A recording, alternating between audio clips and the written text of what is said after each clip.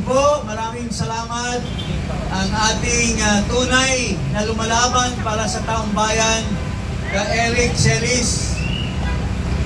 Kami po ay nagagalak na pumunta dito ngayon kaharap ang ating mga ordinaryong mga kababayan na mga biktima ng kabulastugan nitong Pangulo na ang tinatawag ni Presidente Duterte sa kanya ay isang drug addict at bangag. Sinabi ni Presidente Duterte noong una naming rally doon sa Davao na napakaraming tao, at sabi ni President Duterte nung tinanong siya kung susuporta ba kay Marcos Jr., sabi niya, I am sorry kasi he is a weak leader. He is a drug addict. Tama! Weak leader talaga! Kaya nga ngayon mga kababayan, dahil sa sinasabi ni President Duterte, nasa kangkungan ang ating bansa, mga kababayan. Sinasabi ni Marcos kamakailan doon sa State of the Nation Address or SONA, sinasabi niya doon sa mga nakapaligid, nakaharap niya doon sa Kongreso, mahiya naman kayo kasi daw naanod ang mga proyekto sa flood control. Pero ang tanong, Marcos, bakit mo kinakaila at sila ang pinagbintangan mo na ikaw naman ang mastermind sa corruption? Unang-una, hindi sinasabi ni Marcos doon sa mga kaharap niya na dapat tayo ang mahiya. Hindi kayo, tayong mga magkasabwat ang mahiya. Bakit mga kababayan? Hindi tayo gawa ng kwento. Mayroon tayong tinatawag na General Appropriations Act. Correct! Yun po ang batas na pinanggalingan ng lahat na pera na gagastusin para sa taong bayan. Sino po ang pumirma para maging batas yang General Appropriations Act? Si Marcos Bangag! Saan ang galing ang mga ginagastos dito sa tinatawag na flood control project? Magmula ng 2022, 2023, 2024 at 2025, mahigit na sa 1.2 trilyones ang salapi na ginugol lamang sa flood control, mga kaigsuunan, mga kababayan. Ang tanong, yung tinatawag nilang National Expenditure Program noong 2023, nasa 800 billion lamang.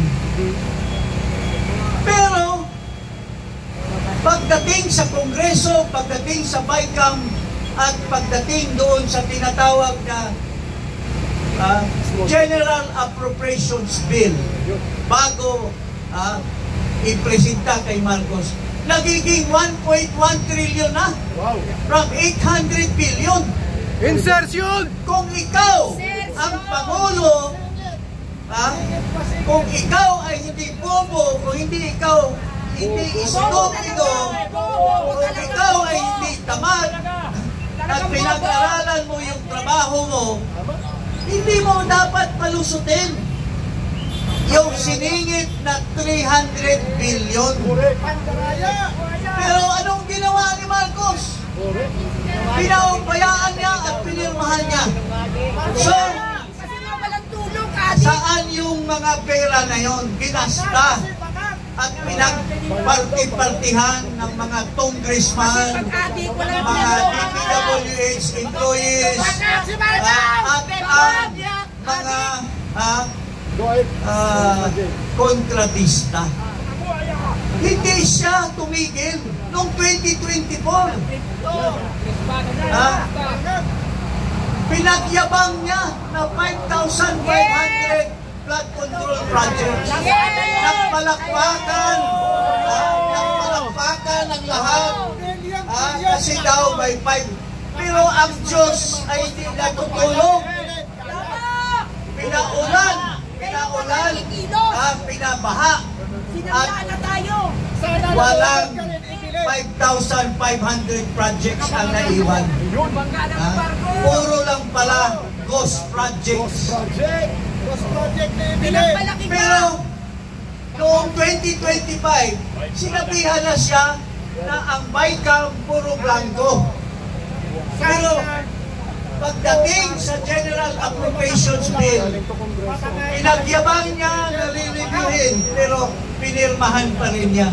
So, sino ngayon ang numero 1 mastermind sa paglustay ng pera ng bayan? Isigaw natin kung sino ang mastermind sa paglustay ng pera ng ating gobyerno. Marcos, resign! So, mga kababayan, isa lang ang sigaw ng taong bayan. Marcos, alis dyan! Ang dami po dumating, ano, mga naka-block. At hindi lamang ito ang rally ngayon, itong Black Friday. Tuloy-tuloy na ito.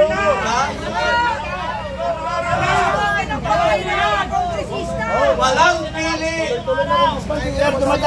Walang pili ang taong bayan kung ano ang ideolohiya mo, ano ang relihiyon mo, ano ang pinag-iisipan mo. Isa lamang ang sigaw ngayon ng lahat nating mga kababayan. Marcos, ikaw ang pinanggalingan ng lahat ng kabulastugan ng bansa natin. So mga kababayan, magkaisa tayo. Mga kababayan, magbuklod-buklod po tayo. Mga kababayan, isa lang ang sigaw ng ating mga Pilipino.